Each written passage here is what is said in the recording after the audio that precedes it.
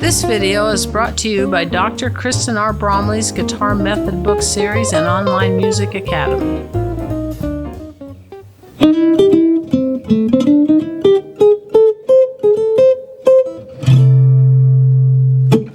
Hi, I'm Dr. Kristen Bromley. Welcome to my online academy. It's so great to have you joining me here in these online lessons.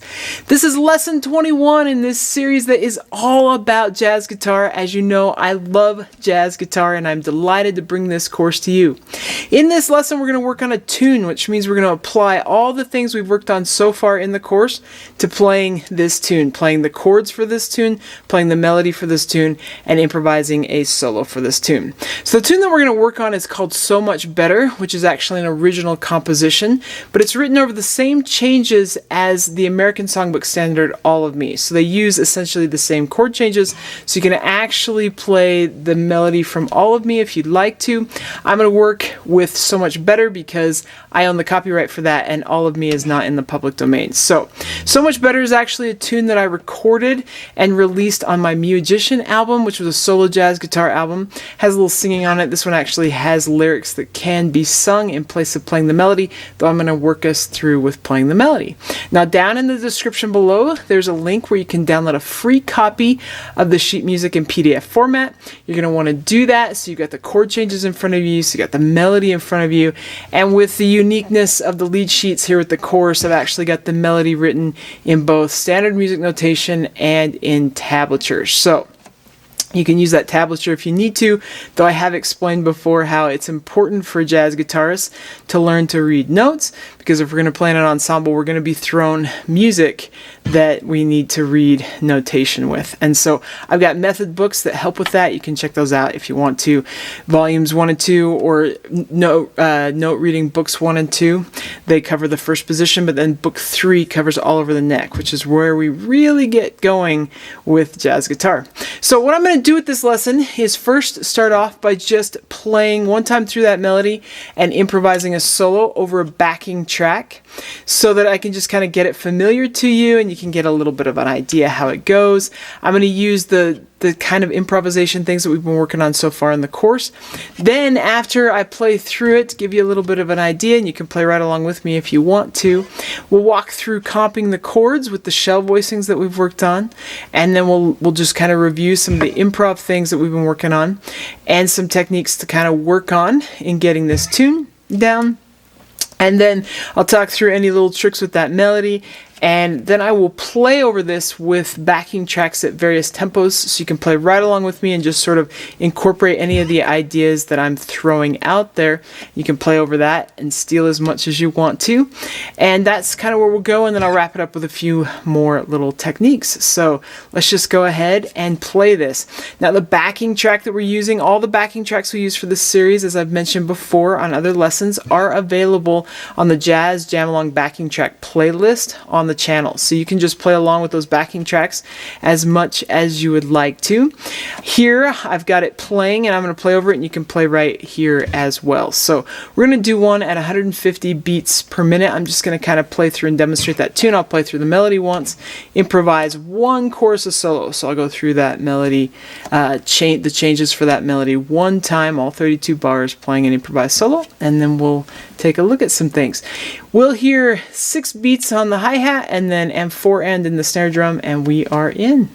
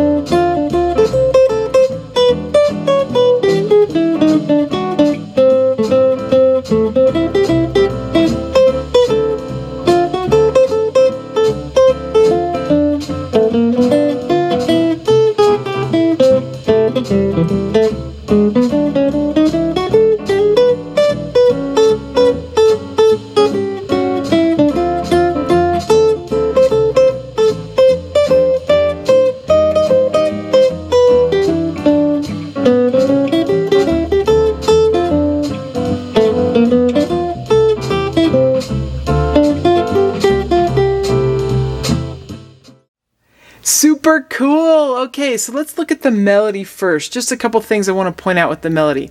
The first thing is that it's actually written in standard music notation an octave lower than how I played it. A lot of times when we pick up a lead sheet, we'll actually need to transpose things up by an octave. Now, you could play it in either octave. I just think it cuts nicely in the octave that I played it in, so I've done it that way, and the tablature reflects it in that higher octave. Also, with this melody, it's kind of simple. A lot of times these vocal melodies don't get as involved, and so it's okay to just play with it a little bit. You can even play with the rhythm and make it your own. I stayed pretty true to how it was written, but I wanted to do that for your benefit. But you can play around with it and make it your own if you want to. The other thing I want to mention is because it was a vocal tune initially, there's some places where there's slurs written in that standard music notation that's not carried over into the tablature.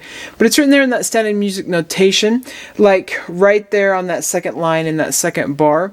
I didn't actually slur between those, but that lyric so would carry across both pieces of that melody. So there's a few of those vocal slurs written in, but those are not meant to be slurred in how we play it instrumentally. So you can play around with it, you can have it, you've got it where I played it initially, so you can just use that if you need some help in figuring it out. But that's just the only techniques there that I was gonna throw at for you. I want to mention though, formal structure wise, this is a 32 bar tune. So we've talked about this in other tune lessons. That's the word that I'm looking for. So we're doing a tune. We've got the different formal structures. The 32 bar tunes we can usually break down into 8 or 16 bar sections and kind of identify how the formal structure of that melody works. So in our first 8 bars, we could call that an A section. And then we get to the next 8 bars, it's different. We could call that a B section. Then we go to the next 8 bars over there on the second page. It's really similar to the first 8 bars. So we could call that the A section again. And then we've got this last 8 bars, which are different than anything we've done before. We could call that the C section. So as a 32 bar tune, because there's 32 bars that get repeated over and over in this bar form, we could call this an ABAC tune. It's got that formal structure, ABAC. Some people might alternatively just look at it in the 16 bars and say, oh, our first 16 bars are really similar to the next 16 bars. I'm just going to call it A prime. You might run into that, but in a more explicit, a more defined formal structure, we could refer to it as an ABAC tune. So you've got that melody there, and you'll have it in the different times that I play with it that can help you with it. Let's look at the chords. So we are using shell voicings right now in the Freddie Green style, which is something that I didn't do there. So I'm going to play through these chords with you, and I'm just going to turn the volume down a little bit on this guitar so that I get to where I can strum like we like to. Now, I've explained shell voicings earlier in the course, and I'm not going to go over it again, but up here on the board I do have a little bit of a review for some of the things that we've done. And so we got the major 6 chords up here on top, dominant 7th and minor 7th. This includes the arpeggio notes that we've used for improvisation and some of the extra notes we've been throwing in. I've gone ahead and turned the squares into those arpeggio notes that are part of the chord structure. So for that major 6 chord, we'd have C or F, or you can come down to C there. But you've got the 2 major 6 options, you got the 2 dominant 7th options, and then we got the 2 minor 7th options. With this one exception over here on the right, that is the one shape where the actual arpeggio form doesn't cover the entire shape. It's missing this flatted third, so that's 2 frets lower there. So you've got those. And we know that Freddie Green style. So I'm just going to go ahead and play through this tune in the Freddie Green style, and you can try playing right along with me using those shell voicings. We'll do it at a couple different tempos. We'll start kind of just in that medium tempo. So 1, I do, I won't do, we got the C6, E7, A7, D minor 7, go back to E7, and A minor 7, D7,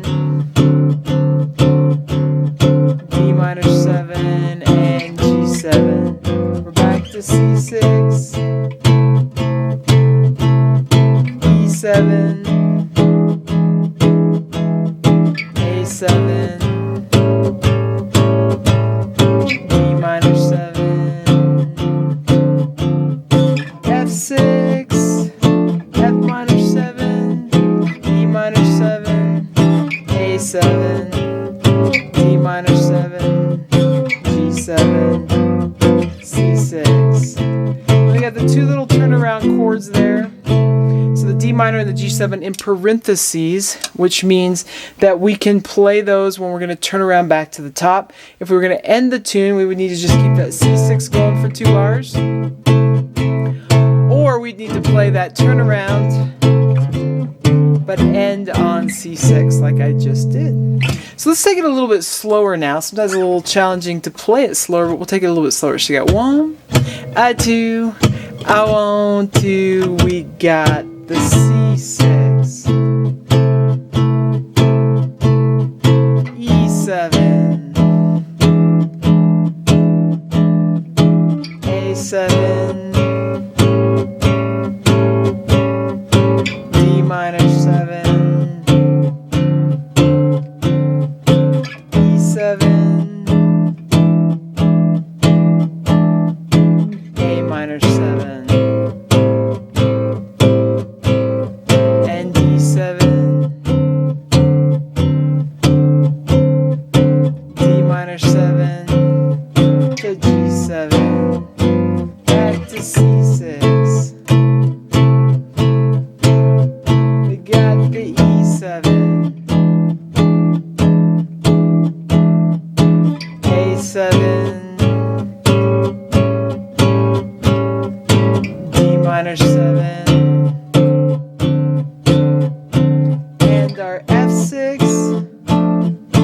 F minor 7, E minor 7, A7, D minor 7, G7, and the C6. We'll just end there. Now let's take it faster. It's always nice to get our fast tempo feels as well. So you got 1, 2, a 1, 2, we got the C6, E7, A7, D minor 7, E7, A minor 7, D7, D minor 7, and G7, and we're back to C6, E7, A7, and D minor 7, and F6, F minor 7, E minor 7, A7, D minor 7, G7, C6. So there we are with some Freddie Green chords, and if you want to, you can play those, comp those right along with the backing track as well. There's a little Freddie Green comping on the backing track, but you can play right along with the backing track working on that feel as much as you'd like to. Okay, so let's look at the improv techniques for this now. The first thing that we like to do, or that's a good thing to do, when we're going to improvise over a tune or when we're learning a new tune is to actually arpeggiate through those chord notes, those chord changes, using the arpeggio notes. Now we're working through 2 forms right now, and I have those as a review up here on the board, and the dots or the squares are all part of those notes. We've worked mostly on the top 4 strings, which is where we do most of our improvising. So that's where I'm going to take us through as a demonstration. So it's really helpful to be able to play those arpeggios in the harmonic rhythm of the tune. So we had 2 bars on C6, so I just arpeggiated right through. I could use that low 6 here, I didn't, but you just pick some notes, kind of get it in the ear. Then we're up to E7 and A7. So that's one way to work through it, and I'm just going right there up to that high root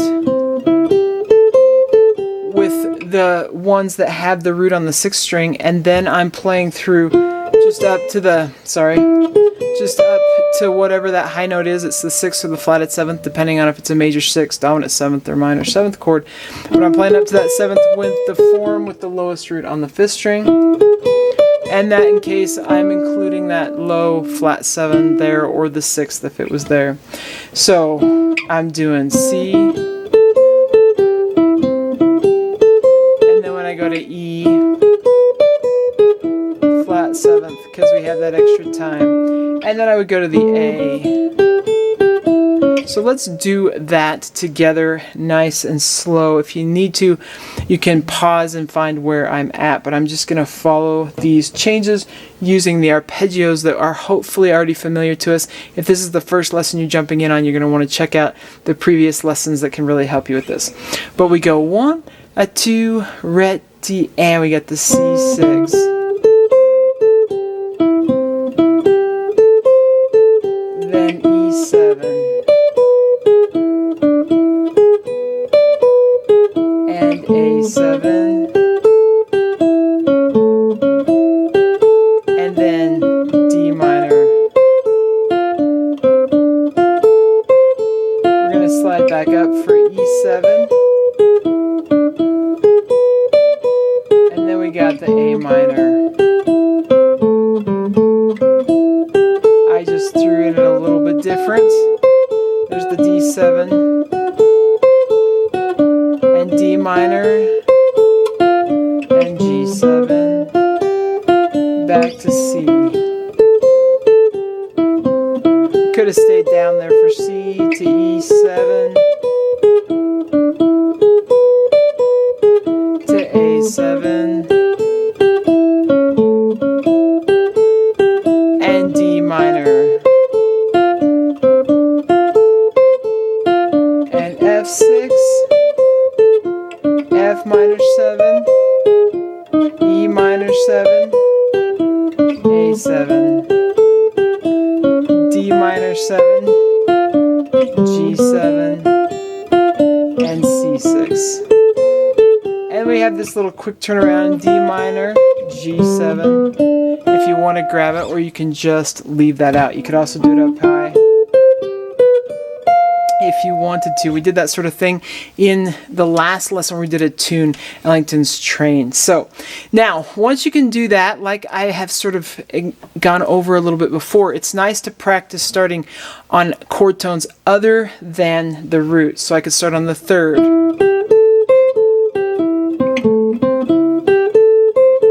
And then I could start on the 3rd of the third of the E7.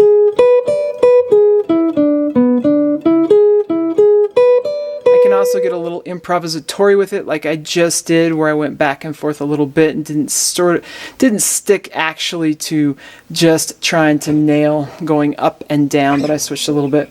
But I want to start on that 3rd, so I go through starting on the 3rd, and then I can start on the 3rd of the E7. This is really great because it helps us find where these thirds are. And the 3rd of the D minor 7. And I go back and find that 3rd. So going through and finding the 3rd, go through and find the 5th, go through and find the 6th or the flatted 7th, depending on what chord we're doing. Just get used to finding the different notes and the different places that we can play them in is really, really valuable. Once you can do that, then you really want to get improvisatory with it. And instead of finding the 3rd to the 3rd to the 3rd, the 5th to the 5th to the 5th as you move through the chords, what you want to do is find the closest one to where you left off.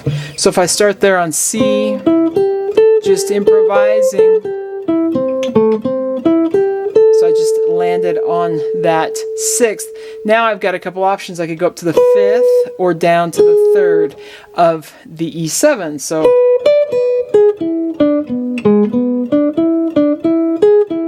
now I just landed there. I could go down to the 3rd of the A7. That would be a very close option. And for D minor, I just played one that is in D minor and A7, so I gotta skip to a close chord tone. And then we go back up.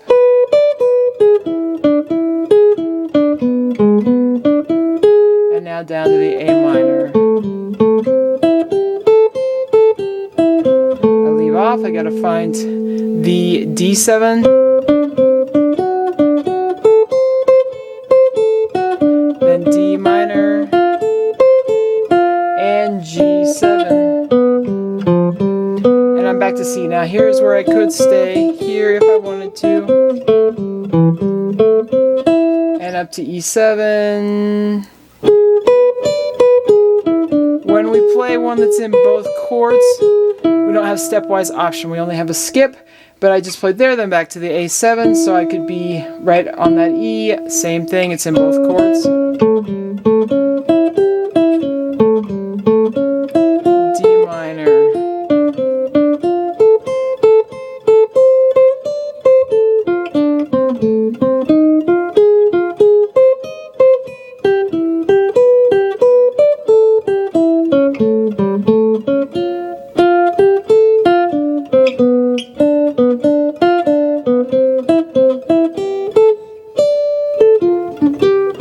So you just try and find them. Now, when I played over that D minor, I added a pitch in it that isn't part of the actual tone. I was looking ahead to the G7 chord, but those sorts of things happen. But you just kind of work your way through trying to find the closest connection you can. When it's stepwise motion, it's awesome. Sometimes we do have to do skips by those thirds because the pitch we played, the last pitch we played, is in both chords, and then we have to usually go a third away. So that sort of exercise is really, really valuable to getting the chords in our ear and also just gaining the command over the chord progression, and then it gets us in a place where we can start adding in some of the other things. So before I play over these tunes and give you some examples at different tempos, I want to review what we've worked on so far with improvisation. So just playing chord tones, and that exercise that I worked on is really great. So you can even work through these tunes just layering in the different options, or you can go at it with the things that we've been working on. But we know that for all three chord types so far that we can use the chord tones. We also know for the major sixth chords and the dominant seventh chords that we can play the ninth or the second. This also works with the minor chords. We just haven't worked on this yet. So that ninth can work in a stepwise motion, sort of between the third and the root, or it can be there as sort of I play the second and then I play the root, or I play the second and then I play the third. So it doesn't have to always go root 2 3 or 3 2 root, but we have that as an option. We can also arpeggiate to it or just treat it as a chord tone all by itself. We've worked on that. And over here on the board, I have the twos written in to reflect where those are as a reminder if you need that there. Of course, these are things that we've worked on in their own individual lessons. We also know we can take the flatted third to the natural third over both the major sixth and dominant seventh chord. That works really nicely, gives us sort of a blues sound. We can also take that flatted third and go down to the second if we wanted to, and I didn't explicitly write it in here, but we can go 3 flat 3 2, and we've worked on that a little bit, or 2 flat 3 3, so we can kind of combine these two together. We got the major sixth chord where we have recently added going with the sharp 5 or flat 6 between steps 5 and 6. You can also use this, hit it and go down to the 5, or hit it and go up to the 6th. And we've got our dominant seventh chord where we've played with the 5, the 6, and the flat 7. So we've connected the 5 and the flat 7 with the 6th.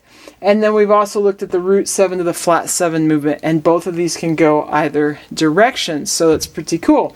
Now, with this one too, over the dominant 7th chords, we can play anything that we can play with a major 6th chord, so we could actually use this over a dominant 7th chord. And we can sometimes throw in a bluesy fashion and use the things that we would do over the dominant 7th chord over a major 6th chord. They're a little interchangeable. If we want that bluesy flavor, the dominant 7th chord is going to give us a little bit of a bluesy flavor over the major 6th chord, and then we can use this. If we use just explicitly the major 6th sound over the dominant 7th chord, we eventually end up missing out on that flatted 7th. So it's okay to do some, but we wouldn't want to do it explicitly. So those are the things that we have worked on. I have some reminders over there on the board. If any of these things are new to you, you're going to want to check out the lessons where we go over it. But now in the lesson, what I'm going to do is improvise. I'll play the melody and then improvise a couple choruses using these techniques, so you can play right along with me, steal those ideas. It's a language, as I've often talked about, and so just playing along and stealing, that's how we learn to do this language. So you can do that right here. The backing tracks that I'm going to use are of course available, as I mentioned, on the Jazz Jam Along backing tracks down in the description below. There's also links for them, so if you just want to play at the the backing track without me, that is available for you. But what we're going to do is start out at 115 beats per minute. I'm going to go ahead and play through that melody and then improvise a couple courses on the changes so you have an idea there. Then we'll bump it up to 130 beats per minute and do the same thing, and then we'll bump it up to 150, which is what I demonstrated it at the beginning, so you have lots of different tempos to work at and have fun with and steal right along from what I'm playing. So I'll try and throw out some great ideas. It's going to be awesome. Let's do it.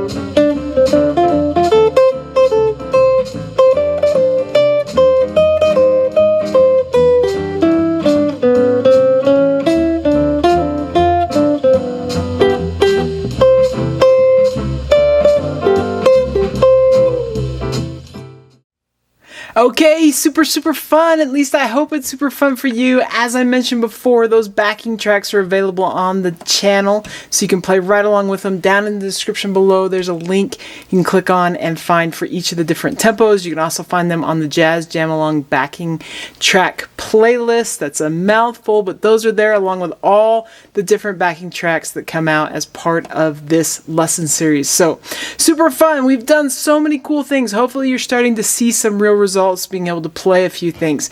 As we move forward, we're going to learn some more techniques. I even threw this one in a couple times, but we're going to start looking at doing an enclosure around the third for those major sixth and dominant seventh chords. We also need to start looking at a couple more things that we can do over the minor chords besides using just the arpeggio. We've got more chord shapes to learn. We're starting to get familiar with that shell voicing and that Freddie Green. So it's time to learn some more jazz chords, which is in our near future, and also another tune to work on these things with. So lots of great things. Keep at it. Have fun. Take care, and we'll see you again. If you found this video helpful, please hit the like button and subscribe to the channel. For more in-depth lessons and to progress through a free guitar course, check out my Guitar 101 series on YouTube and my guitar method books, which all come with access to hours of in-depth video lessons. You can find more information about me and my products at kristenbromley.com. Take care.